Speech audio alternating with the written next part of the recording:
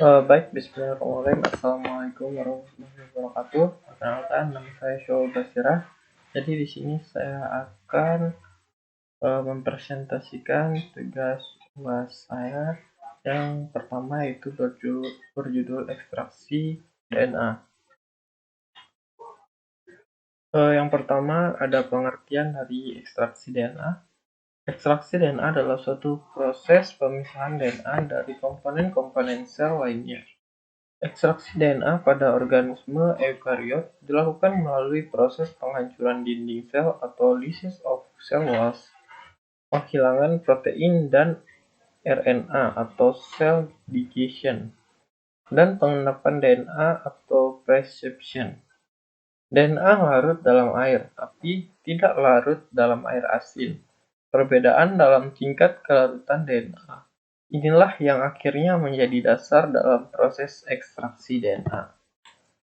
Ekstraksi DNA merupakan langkah yang tepat untuk mempelajari DNA.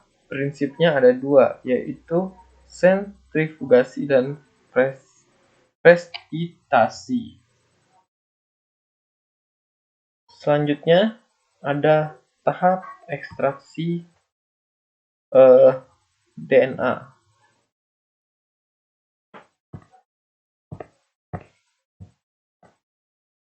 Ada 4 untuk tahap ekstraksi DNA. Yang pertama adalah lysis, proses pemecahan sel sehingga DNA atau RNA dapat terilisisi keluar.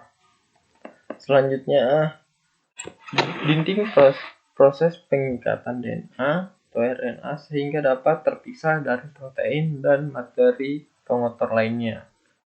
Selanjutnya yang ketiga, washing, tahapan pencucian materi genetik DNA atau RNA agar terpurifikasi. Dan yang keempat ada elute, tahapan respensi dengan penambahan larutan buffer sehingga pelarut dari materi DNA atau RNA.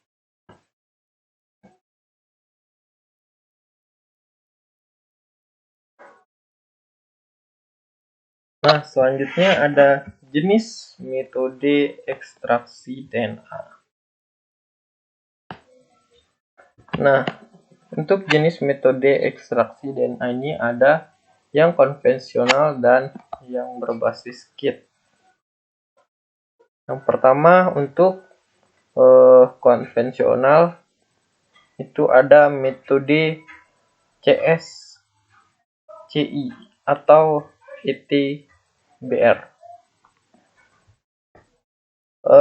Sejak tahun 1950, senyawa cesium soride dan etium bromide kerap digunakan dalam metode ekstraksi DNA. Prinsip dasar dari metode ini menggunakan perbedaan densitas ion cesium, air, dan ETBR, yang mana baik untuk memisahkan materi DNA. Sayangnya kekurangan dari metode CSCI atau BR yakni memakan durasi waktu yang lama serta senyawa ETBR bergolong zat yang berbahaya. Sebab itu, metode tersebut tidak cocok dan tidak lagi digunakan dalam laboratori klinis. Selanjutnya untuk jenis metode konvensional ada metode phenol chloroform.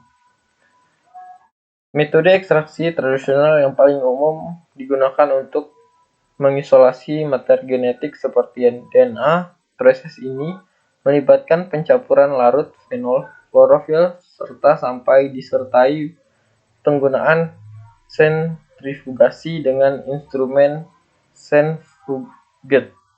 Metode tersebut relatif lebih mudah dibandingkan dengan metode CSCI ETBR dan lebih umum dan aman digunakan untuk ekstraksi asam nukleat di laboratorium klinis. Dan selanjutnya ada jenis yang berbasis kit. Yang pertama itu ada metode spin column. Tahun 1989,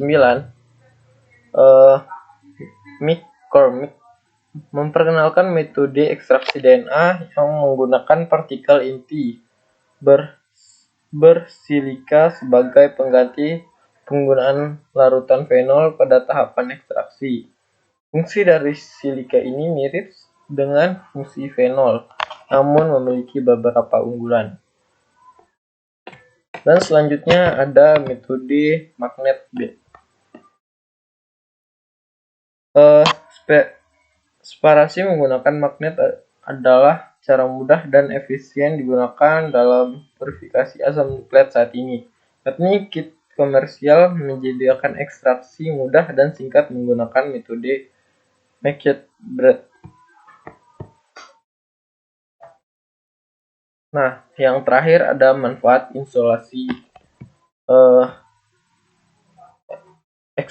ekstraksi DNA. Untuk ekstraksi DNA diperlukan untuk analisis genetik yang digunakan untuk tujuan ilmiah, medis, atau forensik. Pada ilmuwan menggunakan DNA yang sudah diisolasi di sejumlah aplikasi seperti pengenalan DNA ke dalam sel dan binatang atau tanaman untuk tujuan diagnostik. Dalam obat, aplikasi yang terakhir adalah yang paling umum. Di sisi lain, ilmu forensik perlu memulihkan DNA untuk identifikasi individu. Bagi pemerkosa misalnya penculik kecil, kecelakaan, atau korban perang. Penentuan ayah dan pabrik atau identifikasi hewan ini bisa dilakukan dengan isolasi DNA. Baik, sekian presentasi saya mengenai materi ekstraksi DNA.